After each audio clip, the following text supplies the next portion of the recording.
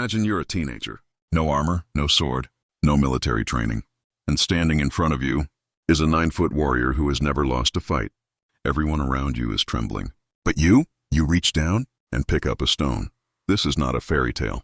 This happened, and it changed the course of an entire nation.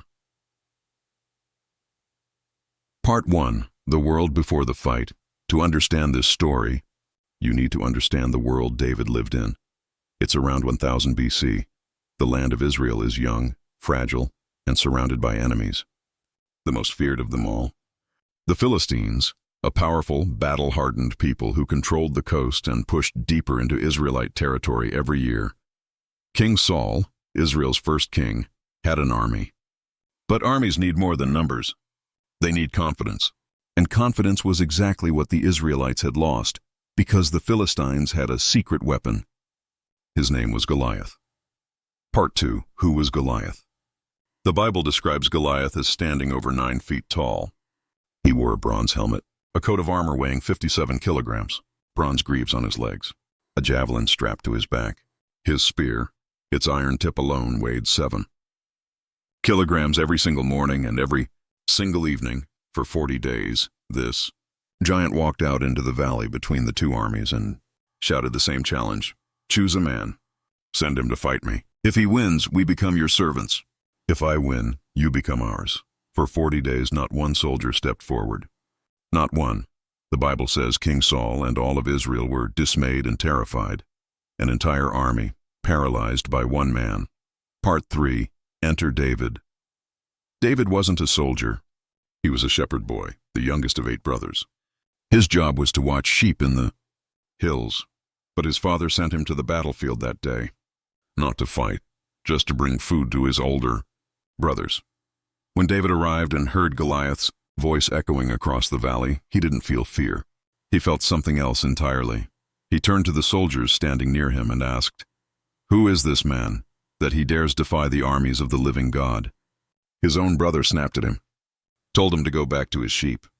The soldiers dismissed him, but word reached King Saul, and Saul, desperate, summoned the boy. David looked the king in the eye and said, "I have killed lions. I have killed bears with my bare hands to protect my flock." This Philistine will be no different. Saul tried to dress David in royal armor, a bronze helmet, a coat of mail. David took it off. He couldn't even walk in it. Instead, he picked up his shepherd's staff, walked to a stream, and chose 5 smooth stones. Part 4. The fight. Goliath saw the boy walking toward him and laughed. "Am I a dog that you come at me with sticks?" He cursed David, mocked him, promised to feed his body to the birds. David didn't flinch. He called back across the valley, loud enough for both armies to hear, "You come to me with sword and spear, but I come to you in the name of the Lord." Today, the whole world will know that there is a God in Israel. He ran toward the giant, reached into his bag, loaded the sling, 1 stone. It struck Goliath directly in the forehead. The giant fell, face down, into the dust. The battlefield went silent. David walked forward, drew Goliath's own sword, and ended what 40 days of an army could not. Part 5. What this story really means. Here's what most people miss about this story. David wasn't reckless. He wasn't lucky. And he wasn't fearless in the way we imagine. He was simply operating from a completely different framework. While everyone else saw a giant too big to fight, David saw a target too big to miss. He had spent years alone in the hills, defending his flock with nothing but a sling. That sling wasn't a weakness. It was his weapon, and he had mastered it. The armor Saul offered wasn't protection. It was a limitation. David knew himself well enough to refuse it, and that, perhaps more than anything, is the real lesson.